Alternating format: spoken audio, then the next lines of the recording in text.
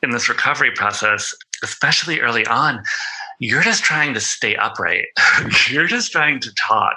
You're still just trying to like figure out how to navigate from your kitchen to your bathroom. Welcome to the Stroke Cast. A Generation X stroke survivor explores rehab, recovery, the frontiers of neuroscience, and how to peel a banana with one hand.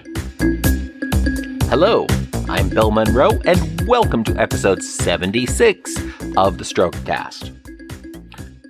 Each month, I go back to the hospital that treated my stroke to attend the support group they host there.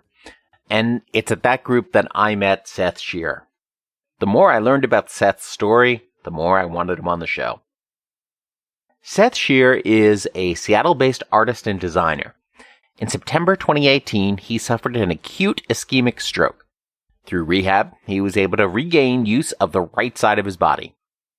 His painting practice helped to re-strengthen his arm and to begin the process of integrating his post-stroke experience with his former life. So now, let's meet Seth. Seth, thank you so much for joining us here on Strokecast this week. Thank you for having me. What was life like before your stroke? Pretty busy, I would say.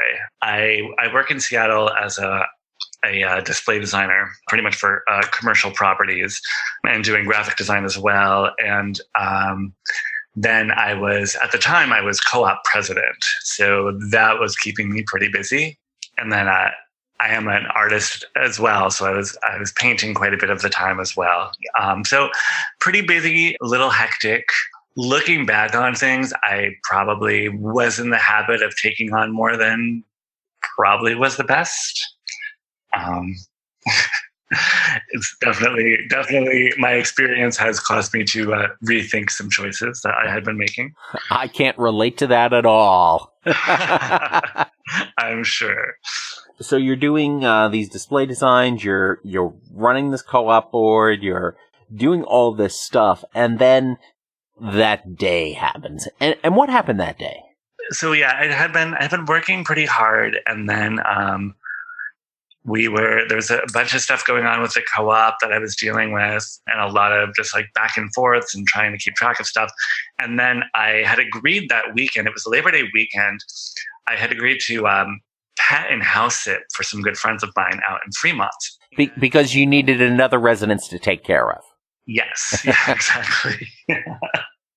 Another residence, a few more living beings, keeping it nice and easy. Right. And like at the time, like that was kind of my version of taking a vacation. Sure. So yeah, I woke up on a Saturday morning, the 1st of September, and immediately noticed that I was having some problems moving my right arm, and there was weakness there. I tried to pick up my phone to see what time it was, and I kind of was having trouble. And I did one of those really, I guess, kind of human things where I was like, I must have slept wrong. Because, I'm in someone else's house and with their animals, and there's, cats laying on my head and, whatnot. And I thought, well, okay, let me just kind of try to move around and maybe whatever's wrong will go away. But it just kept getting worse. And but I had these pets to take care of. So I got them fed and let out and whatnot. And my motor skills were just failing badly, which is when I started to get very nervous and started thinking like, oh no, like, did I have a stroke? Is that possible? Is that a thing? And so I went into the bathroom and looked at my face in the mirror, which was very not the face I'd gone to sleep with. It was very askew. And I tried to say the alphabet, and it came out very wrong, very garbled. And I knew that it was wrong, and that something was very wrong, and was pretty sure it was a stroke at that point. But I'm a type A personality, so I wanted to make sure the pets were okay first. So I finished getting the house in order, then texted my friends, hey, I have to leave. Something's wrong. I need to go to the hospital. So I'm going to have to go before you come home. They were supposed to come home that afternoon. And I got my stuff together. And at this point, was having a seriously hard time with things. And I got a car and went to urgent care, to actually an urgent care clinic by my house, not like the hospital. And I walked into there, and they immediately called an ambulance and were like, why did you come here? What is wrong with you? Well, that's what I'm here to find out. Yeah. Well, you know what? I know I was misinformed now, but at the time I thought, well, I had this stroke. It's already happened. So it's not going to really matter if I wait, which is what they tell you not to do, turns out. And still in my mind too, I guess I know that I did not really fully understand what a stroke does to you, because I also was like, well, I really hope I'm better by Monday, because I have a lot of stuff to do. And I learned very quickly that that was not a possibility. That was not what was going to happen. By the time I got to the hospital, I pretty much had lost all motor skill function. And then was in the ER, and I started doing testing and in and out of different machines and whatnot. But I think much like you, because the stroke had happened in my sleep and I couldn't tell them for sure how long it had been, they couldn't really do anything as far as give me, the medication that they can give within certain windows of time of having a stroke. Right. And I think there's a lot of really fascinating stuff to unpack in that story. First of all, again, like I said, we both had those wake up strokes, and I remember having, the same thought, I must have slept on my arm funny. Let's see if this gets better. And then as it's happening, that's the other thing I think a lot of people don't realize until they've been through this, is that a stroke doesn't happen all at once. It's a gradual process as brain cells die off, and you lose functioning gradually over the course of several hours. Yeah, exactly. And I agree. I don't think a lot of people notice that. And I think too, it's so many things are going through your head, and it's so scary. I think adrenaline really kicks in at some point too. So you're for me, I was able to kind of get through moments, but then as soon as I was able to, my body was just like, I'm done. You can't. No, really, this is a real problem. And you're just watching.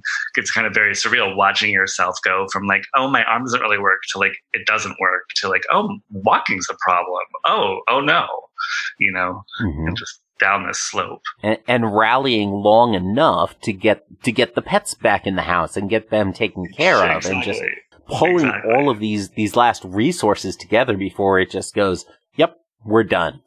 Yeah. And I think as scary as it was, having the ambulance show up was this great moment, because it was just okay, I don't have to be in charge of this experience anymore. Someone else just figure this out. Right. And especially as a type A personality, to suddenly, and a leadership in leadership roles, which you've taken, to be in that position where you can suddenly be okay, I don't have to make the decisions anymore. Yeah. And to admit that you're not really capable of it anyway. Right. So, I mean, how long were you in the hospital and rehab? How long was it before you got to go home? Well, so my motor skills came back, my gross motor skills came back fairly quickly. So they released me, I think, my 6th day. And there had been a lot of talk back and forth as to whether I was going to stay and do therapy in the hospital for a while, or if I could go home. And there was a lot of issues too, because having a stroke on a holiday weekend, a lot of things kind of got held up or didn't go through or whatnot. So there was some confusion going on.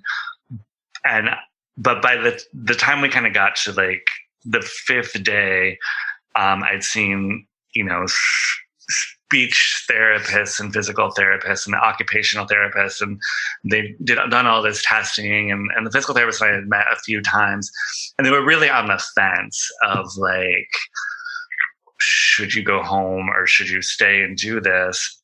And it could have gone either way, I think. But I was really pushing to go home. I was like, please just, who likes to stay in the hospital, And my father had flown out, and he was able to come stay with me in my house. And that kind of was the tipping of the scale. And they were like, okay, well, if you have someone to go with you and to watch you and to bring you back if you're not doing well or whatever, you can go home and start your therapy as an outpatient. And so that's what I did. I was lucky in that thing. And it was just one of those rolls of the dice for whatever reason that I was able to kind of spring back in some ways and do more quicker. It was so that was a nice thing. But then I spent about 3 months, I think, in occupational therapy and the speech therapy.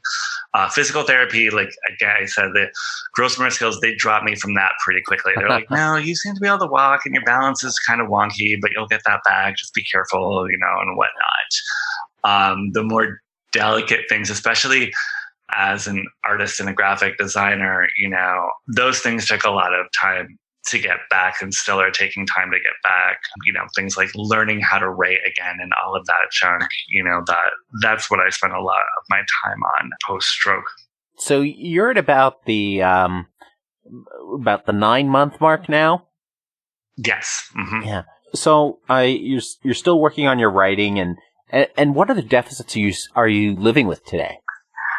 So for me, I guess I am what you call a person with, the invisible disabilities or whatever, which I feel like is its own weird kettle of fish. Because I think there's this misunderstanding that a lot of people have that they see me physically seeming okay, and so they assume that I'm 100% better and like the same as I was pre-stroke, which is very much not necessarily the case. I had some loss of my filter. I'm not as good at controlling what I say as I did before. My working memory is terrible, and I like am. My friends all laugh and talk about how I'm the guy from Memento, but I literally have calendars and Post-it notes everywhere and set on my phone and whatever. I literally lose my train of thought in the middle of a conversation and have no idea what I'm talking about quite often. A lot of things, I guess, around language, in that my cognitive thinking took a big kind of blow. I was really good at figuring things out before my stroke and making very quick decisions. And my job depended a lot on that. And now I don't do that so well. So that's been kind of a challenge to learn how to kind of deal with. My auditory comprehension has some problems, and as does my reading. I was a voracious reader since I was very young, and now I can barely read for 20 minutes because it takes so much effort, and I get so many of the words mixed up. And then fatigue, that's very, very related to light and sound for me. That's definitely a big issue. Yeah, it's a lot of those. Sounds like a lot of those different processing challenges, and it's amazing how all of these things come together. And I see in the various support groups online and whatnot, people asking about those things.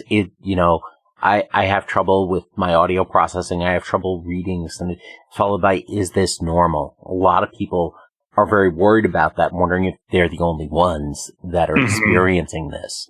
And I think it's so important to realize that, no, lots of people have these challenges from their strokes. Yeah, I think, it's, again, I will probably say this like 6 different times through our conversation because I only know my experience and I don't mean to speak for anyone else. And I don't think that I can, I think strokes are so weird in that they're so personal.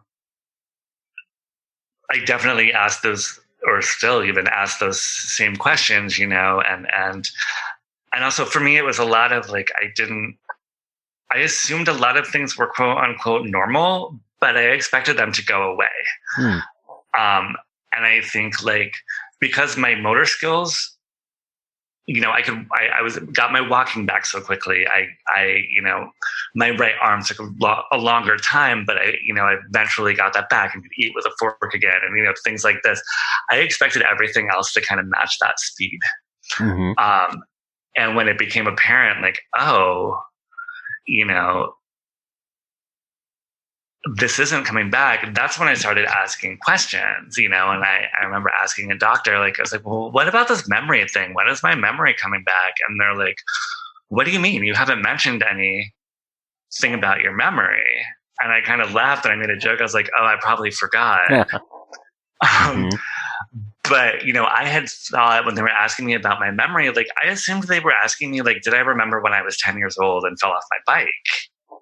And so I was like, yeah, my memory's fine, and it wasn't until I asked the question, that they kind of referred me to see someone to see what was going on, and they found that I was, attention is a real problem and that my brain is not making, working memories in the same way.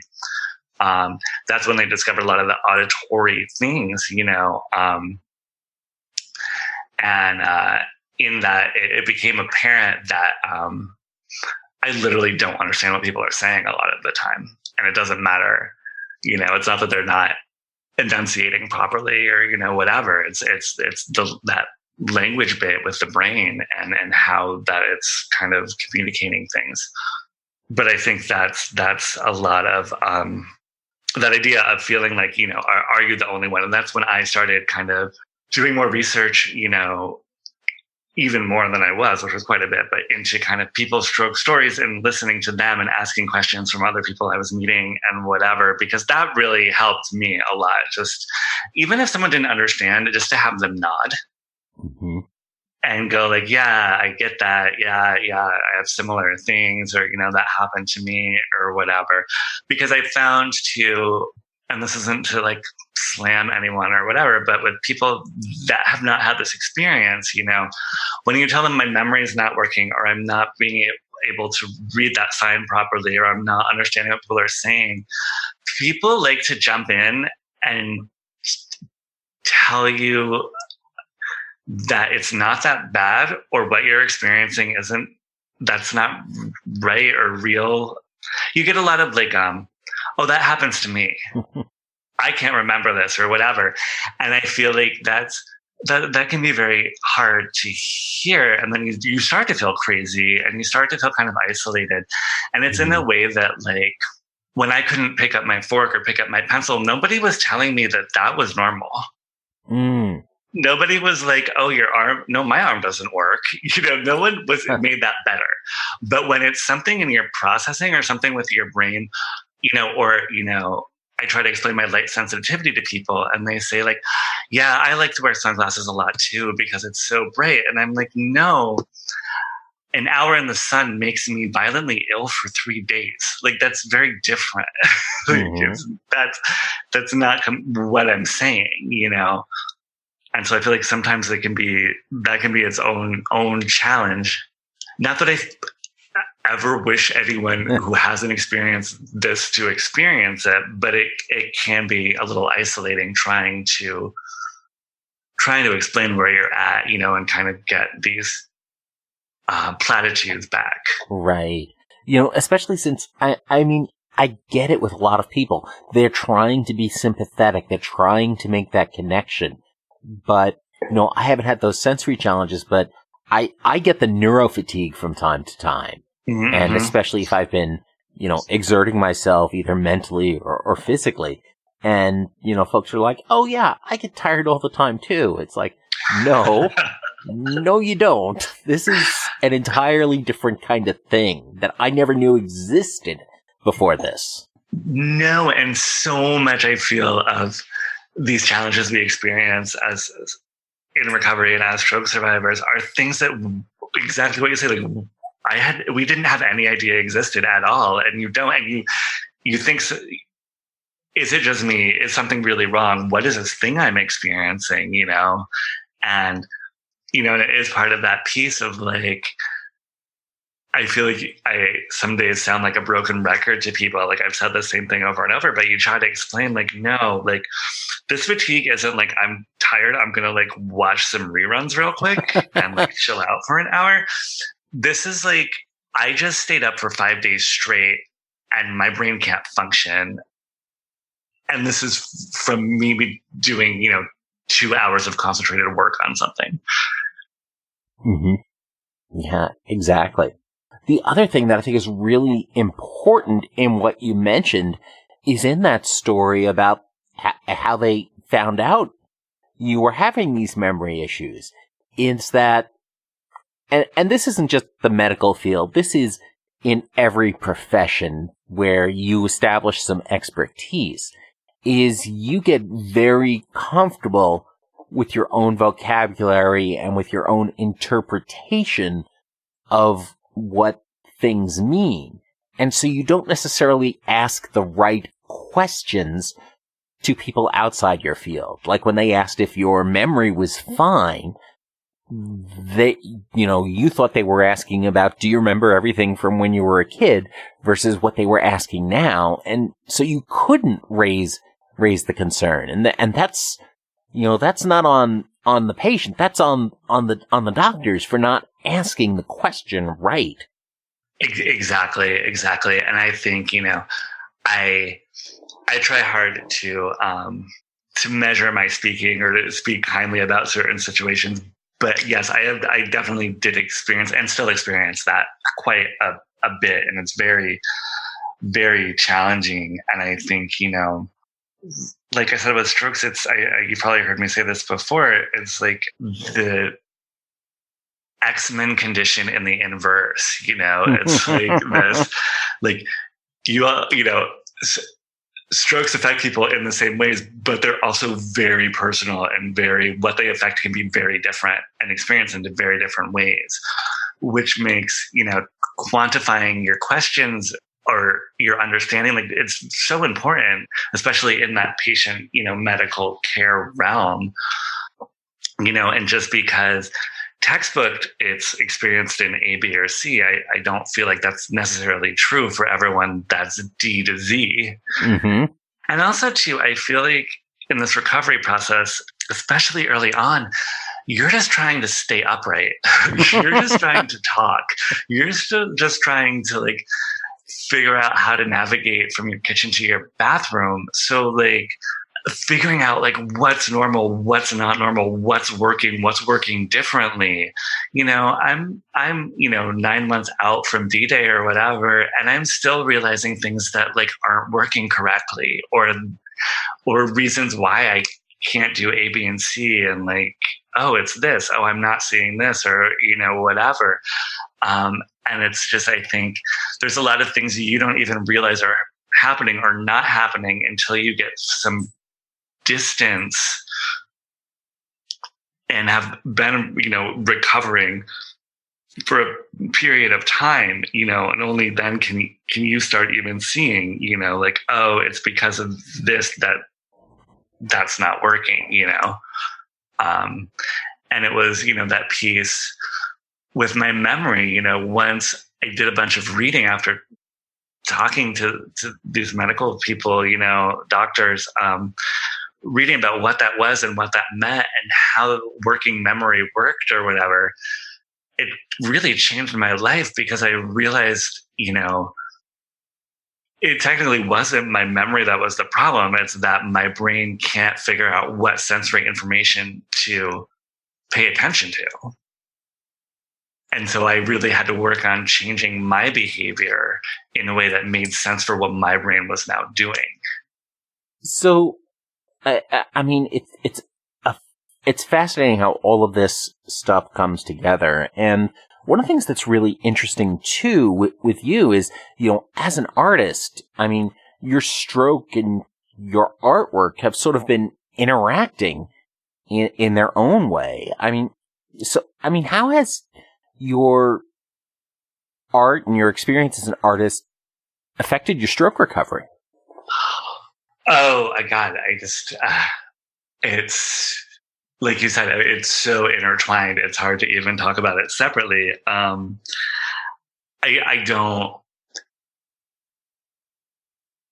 don't think I would be faring nearly as well if I didn't have my art, 100%. And, and I was very strong, when I had the stroke and, whatever, my first month out, I was very vehement of like, well, if I can't, paint or draw anymore, like I'll figure something out or whatever. But having that outlet, has helped. I don't know if I would necessarily say easier. I guess it's made it easier, but it's helped make the recovery possible in a ways that I don't know how they would have happened otherwise. I think, for me, like when I'm working, when I'm painting, that's probably one of the 1 or 2 times ever since I had a stroke that I can have these moments where I'm not aware that I had a stroke. And so I think for my mental health, that's been a really, really positive thing. I think too, it's really helped me kind of explore these issues I have with my senses and the way my brain is and is not working in the same way. It's given me a way to explore all of those things and try to communicate this experience in a way that I'm often not even aware that I'm doing until someone asks me about a piece or I look back at something from a few months ago, and then I can look at it and go like, oh, that was kind of where I was working out this part of this experience. It's kind of given me a voice for things that I don't even know how to vocalize at the time, which has been very, very helpful. And I think it's very much anchored me, because, as I'm sure you can relate to, so much of my life and what I thought I was has changed since I had this experience, that to have that anchor it's changed. It's very different from what I was doing before my stroke, but it's still, kind of this progression of me as an artist is still existing. And so to have that continuum has been very helpful in navigating this kind of post-stroke world. That's really interesting too. I mean, the idea of one of the things you've struggled with is challenges with language, especially early on. And as you're painting, does that act of creating art bypass a language center or give you access to language or communication that vocabulary does not? I think in a way it does. I think it gives a clearer pathway for me. Because like I said, often I'll get lost in my own, I can be in the middle of a very impassioned speech or something to you and then get completely lost where I'm like, I have no idea what I was saying or whatever, which doesn't necessarily exist in this dialogue that you're having when you're working on a painting or whatever. And I don't know, it helps though also, I think, explain, I don't know if explain is the right word, but it's helped me kind of try to communicate these feelings, or like I said, these sensory issues or these concepts that I have a lot of hard time putting into language, but I can paint them. And so like a lot of my work is very entwined with kind of what you notice and what you don't notice.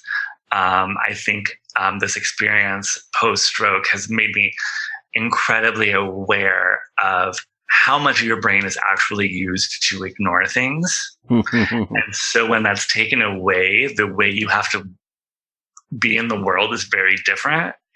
You have to be in control of what is coming in because your brain is not automatically censoring visually or auditorily for you. And I think, a lot of my work kind of shows like objects that you can see through, but parts of it are solid at the same time. What I was saying to someone the other day was like, my artwork before I had a stroke was very much hyper realistic and very much about how things looked. Whereas now it's a lot more about how things feel.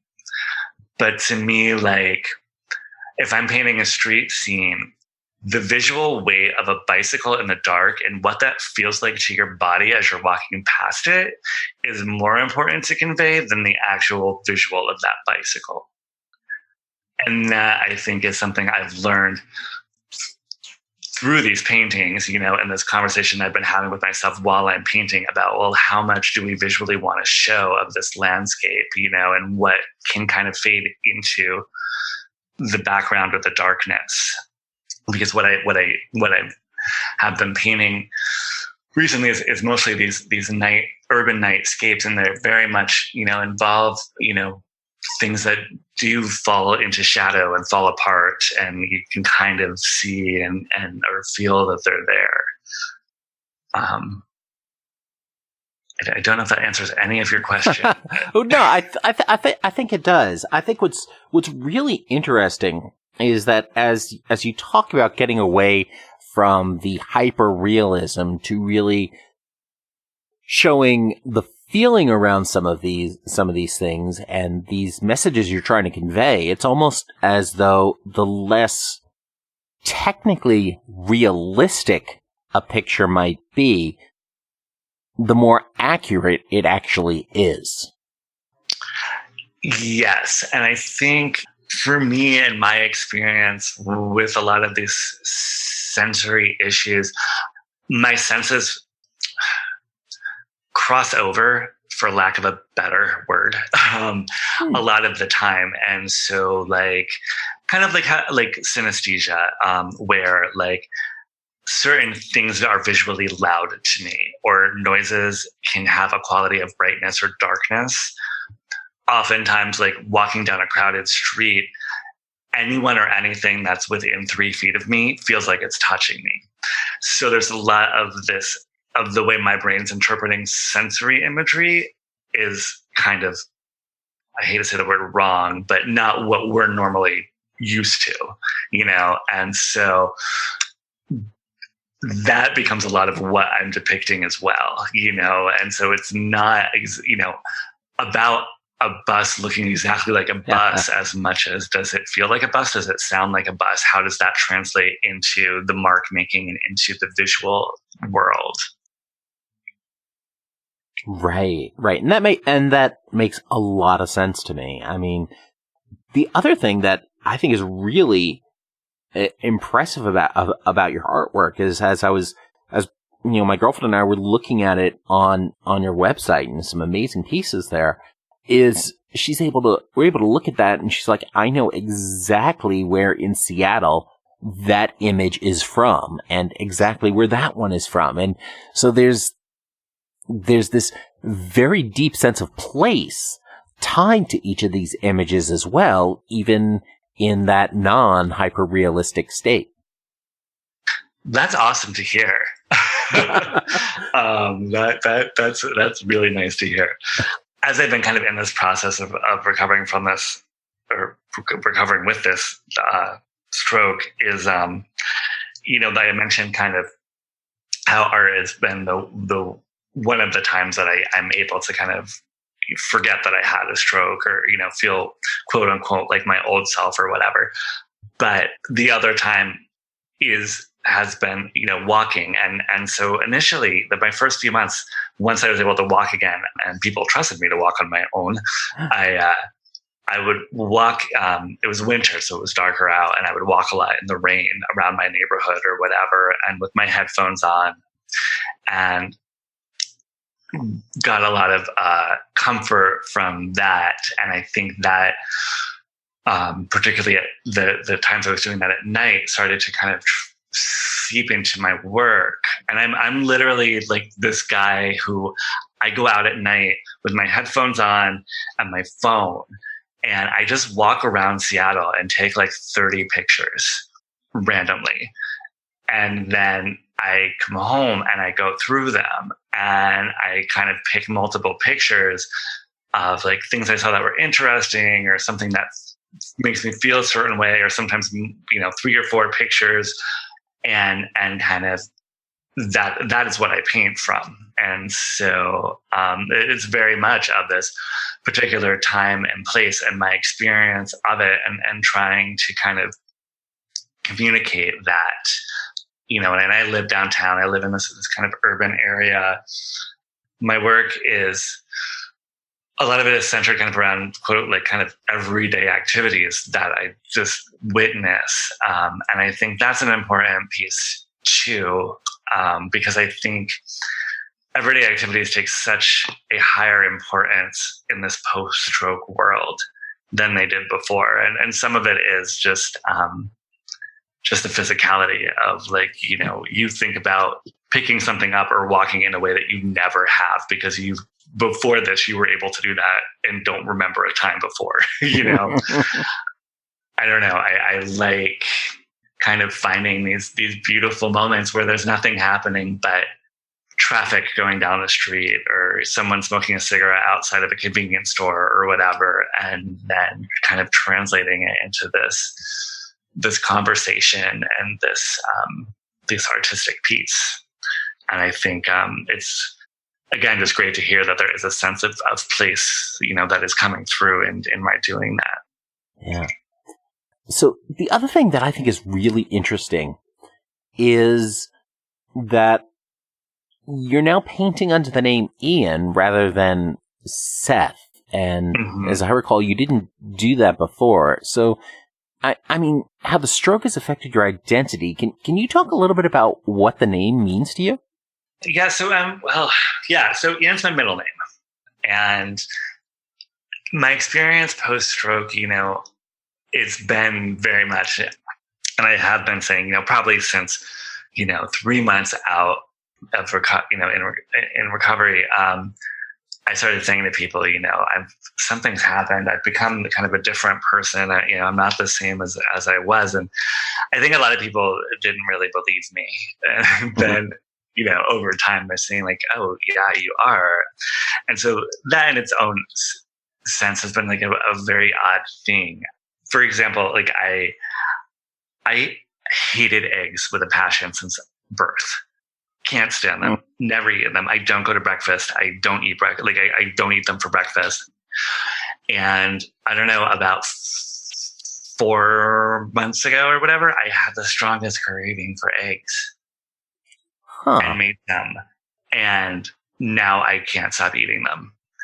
And it's literally something that I always hated. And there's similar things that I used to really like, I now can't stand. But the places happen the most dramatically is in my artwork. And it was kind of a double-edged sword. It was such a great moment when the first time a painting came together after months of trying and doing horrible work and looking like a 2-year-old had tried to paint it and whatever.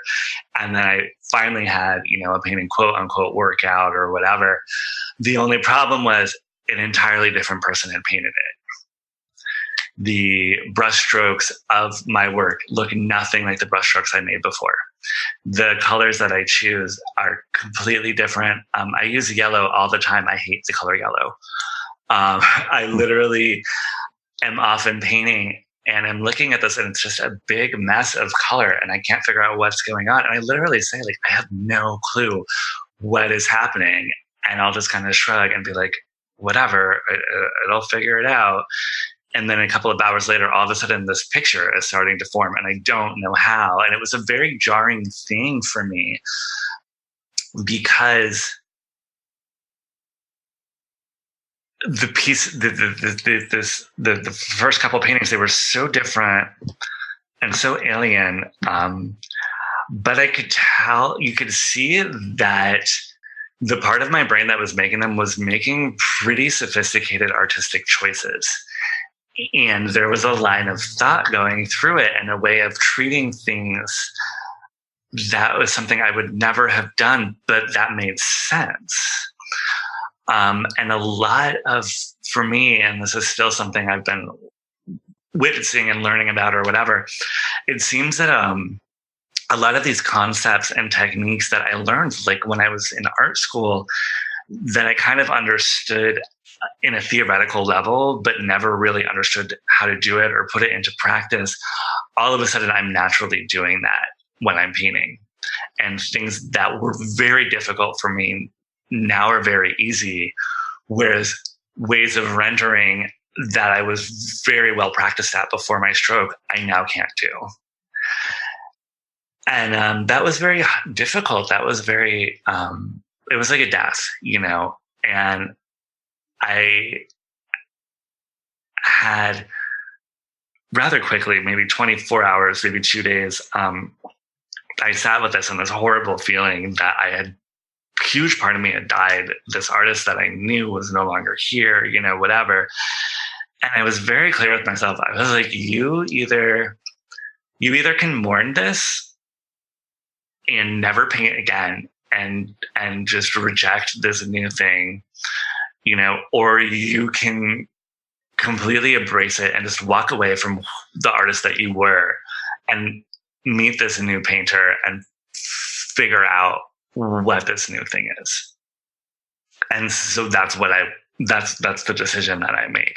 And I took all of my art off of my walls. My walls were covered in paintings that were in process or finished or, you know, things I had done years ago. And I took them all and I put them away and started hanging up this post-stroke art that I was doing so that I would look at it with clear eyes, not in like a comparison or a sadness, and really just embrace it. And in doing this, it became, particularly because the pieces don't look like I drew them, it became easier for me to refer to them as Ian had done them because I didn't understand how they were happening. And so that was kind of the trajectory. And then I decided, well, I'm just going to, you know, rather than have this be like, oh, this artist had this crazy thing happen and now he paints completely differently and like, whatever, here's his work now. It was just like, you know what, I'm going to start over.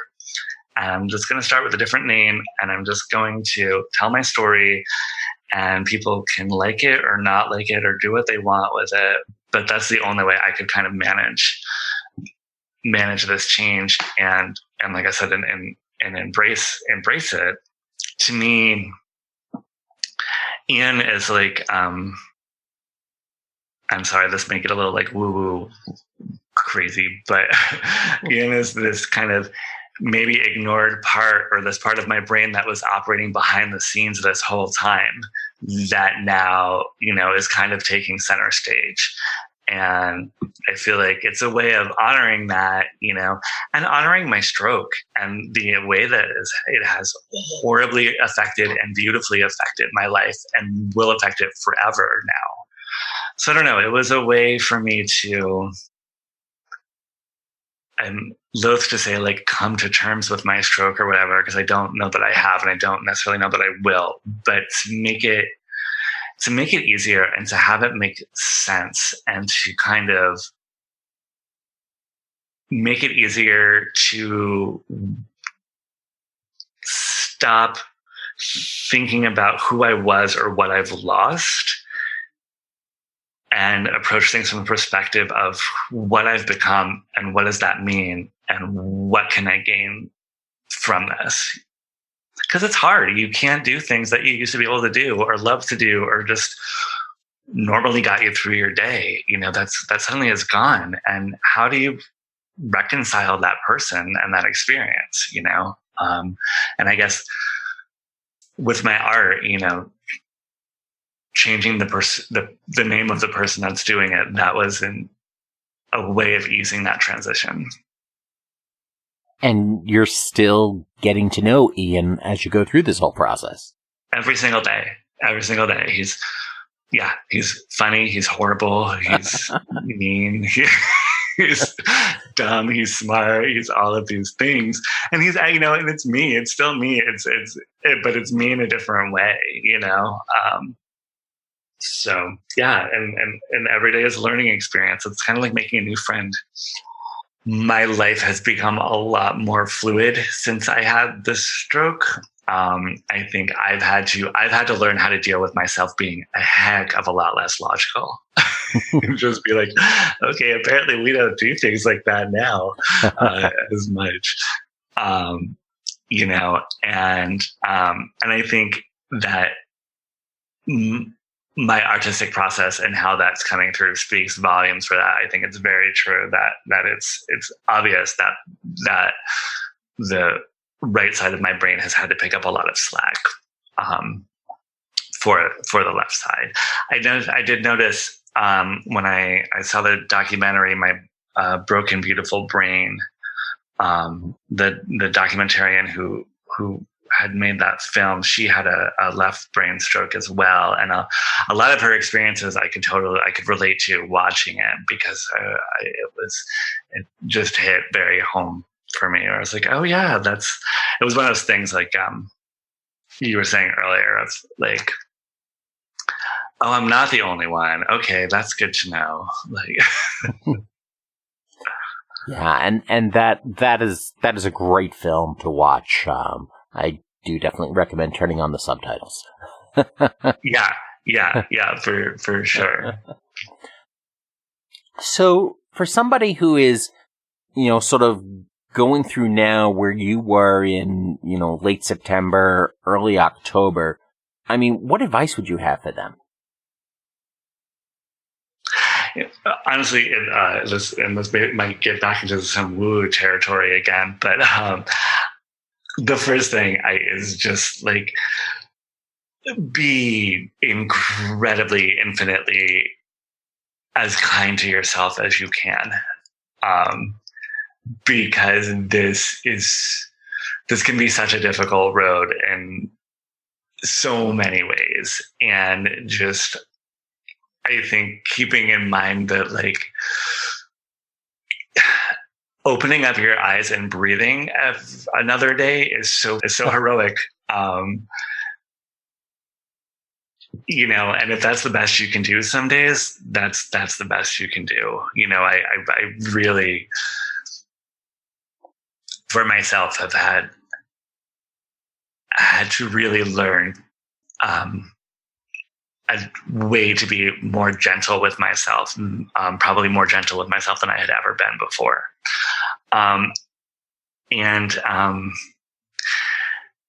Also, if there is something, like I was saying, with my art, that's really given me something to hold on to, or a touchstone as I go through this experience, and whatever that is for you or can be for you, like grab it and hold on to it. Because I think, this can be such a difficult and isolating and intensely personal experience in trying to recover, that whatever, can get you through it and help you really learn how to cultivate it into whatever positive experience you can at whatever time you're able to, I just think is so important. And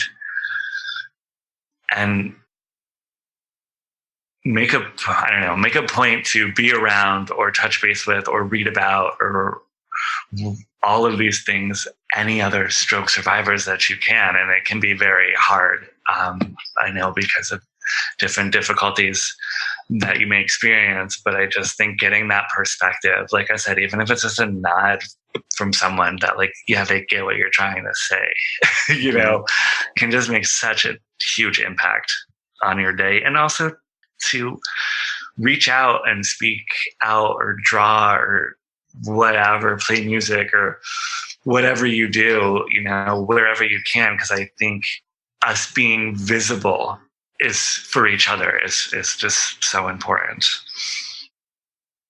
That is awesome. So if folks want to see or purchase some of your work, where should they go? Yeah, so my work can be found online. My website is IanShearerStudio.com. If you're in the Seattle area, I actually I'm in a group show that's starting in July. That's very exciting. I'm showing with some really amazing artists at Gallery 110 in Pioneer Square. That's part of their emerging artists show. And then in August, September, I will have pieces up at the Saturn Building in Fremont. And I also have a few pieces going out to the Linwood Convention Center. That show will be up from August to December, I think. So it's getting around town suddenly a little bit, which is a really nice thing. That's awesome, and that should certainly brighten up the Linwood Convention Center. yeah. That's a large group show that's going in there as well with a lot of really, really great artists. And if folks want to connect with you, how would you suggest they do that? Well, you can totally email me through my website. That's totally cool. Great way to connect. I'm trying to work out some social media things right now, actually, with Instagram. Somehow nothing there. It's telling me that everything is unavailable when I try to set it up with my business name, which is really weird. So I'm trying to figure that out, but hopefully I'll have some social media stuff up in the next week or so as well. Okay, great. And we'll have all of those links available over at strokecast.com/Seth, as well as strokecast.com/Ian. So you can check out whichever one you want. It's still going to the same place. That's great. So Seth, thank you so much for joining us. This has been fantastic. Thank you so much for having me. I'm so happy to do this, and it's been a real pleasure talking to you. And that brings us to our hack of the week. I put different types of Christmas lights in every room of my house, which for my light sensitivity has been incredibly helpful for those days when I can't tolerate any overhead light and need a quick fix for it. So I don't know. It saved me a lot of money in trying to buy new lamps to make this work.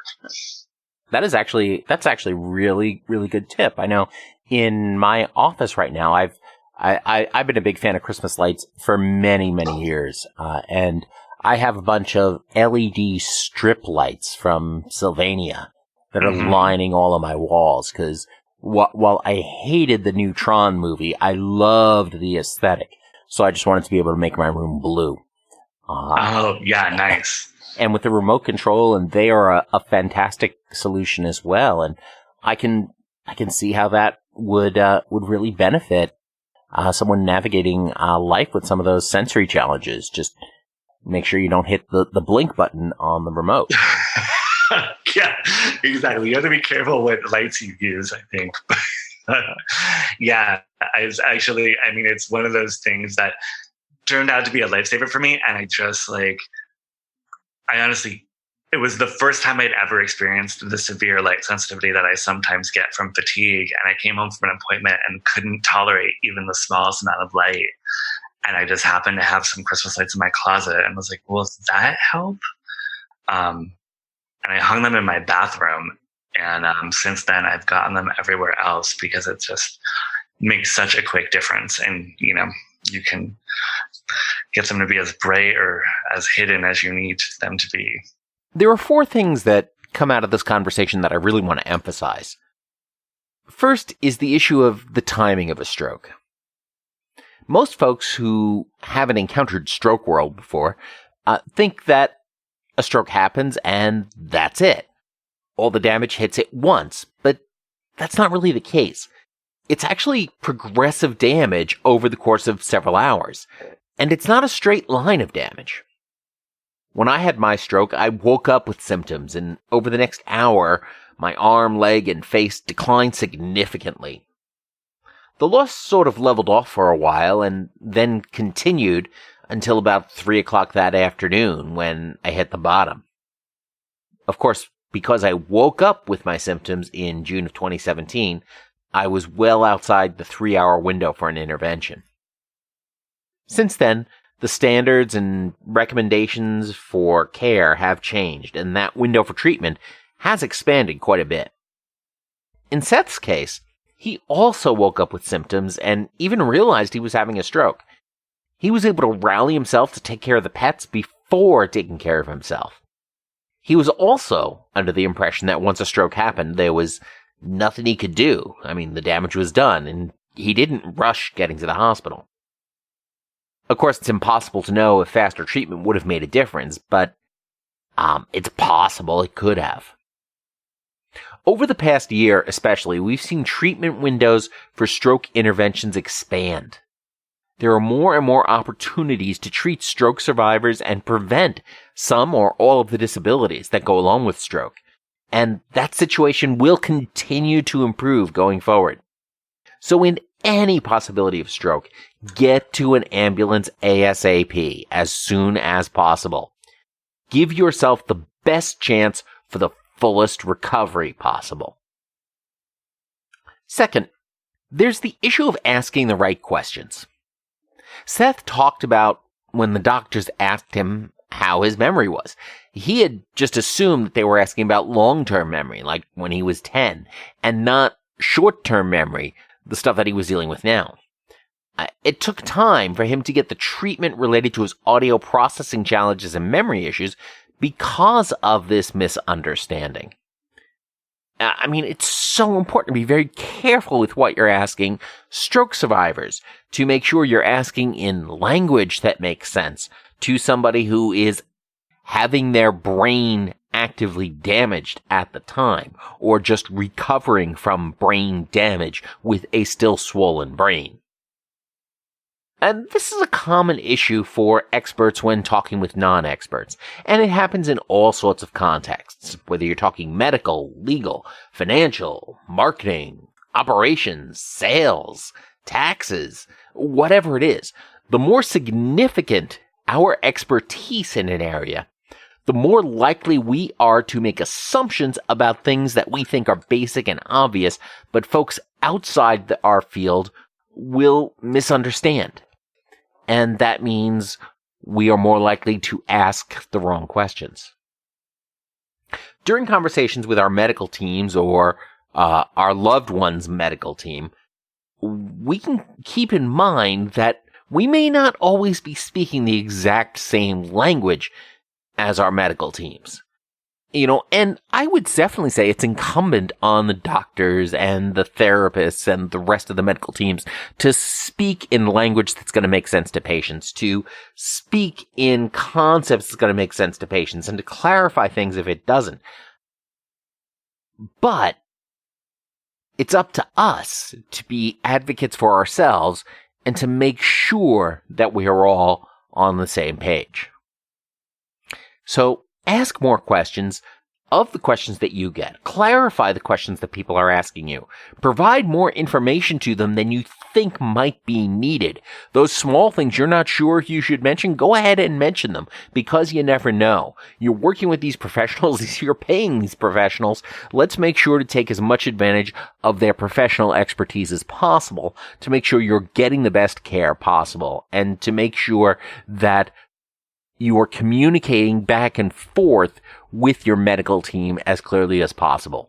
And carry that through to fields outside of stroke recovery when you are talking with a legal team, or whether you're a marketing expert and talking with your own clients. Keep this in mind, that expertise in a field means you may overlook really basic and quote-unquote obvious things, and it may simply mean that your use of words and language in that context may be more nuanced than the general population's use of those terms.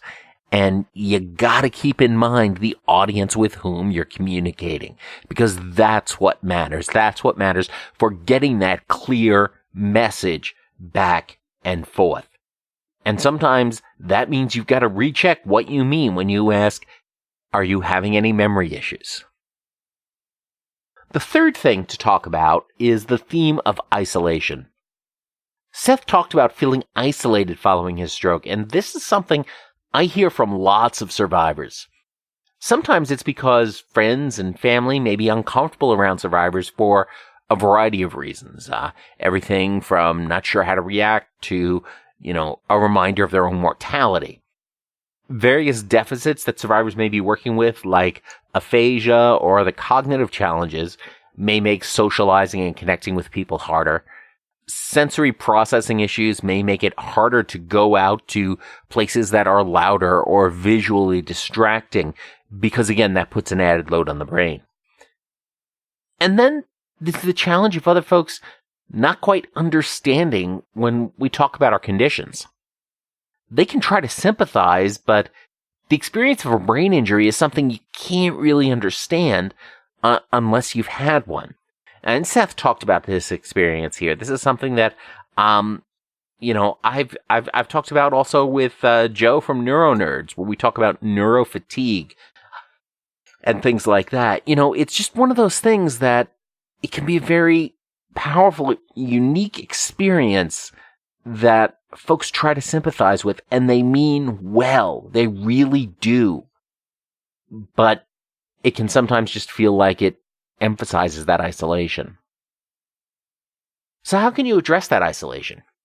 First, go ahead and find other stroke survivors to speak with. Seth talked about how helpful that was for him. Live support groups are a great place to start. And you can find a local support group in the United States by going to strokecast.com/find-support. And that will take you to the American Heart Association's directory of stroke support groups. If you can't get to a live support group, check out some of the support groups on Facebook or the rest of the internet, wherever else you can find those support groups. Seek out other stories of other survivors online or in books. And when other people try to sympathize, be patient with them. They're trying. The final theme that dominates this week is identity. If the core of our identity is in our minds, in our brains, what happens to our identity when our brain gets damaged? What happens when the defining balance between left and right, between the logical and the ephemeral, is thrown off? If you read Dr. Jill Bolte Taylor's book, My Stroke of Insight, or if you've seen the video of her TED Talk, My Stroke of Insight, you know that for her it meant an entirely new worldview and even perception of time. And you can actually see that video over at strokecast.com/Seth. In Seth's case, it manifested in an entirely new artistic identity, one that's significant enough that he changed his name. Many stroke survivors feel like they are different people after their stroke. They mourn their prior lives as they move forward with their new lives.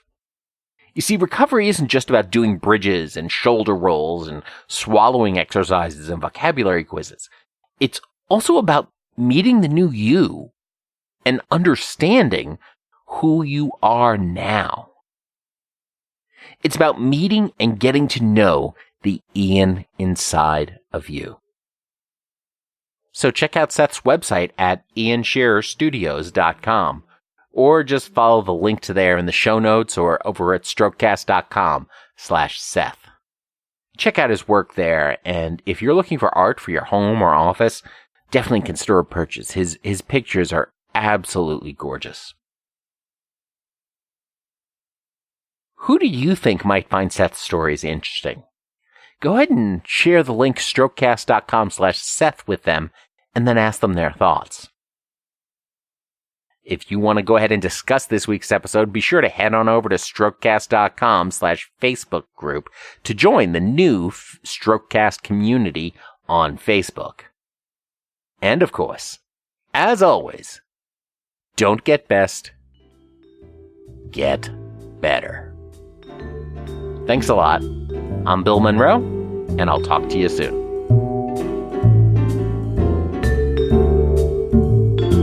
The Strokecast, Bill Monroe, and Bill's guests provide general information and entertainment, not medical advice. Please do not make any changes to your treatment plan or the execution of your treatment plan without first consulting your personal doctor or medical team. The Strokecast is a proud production of the Currently Speaking Podcast Network.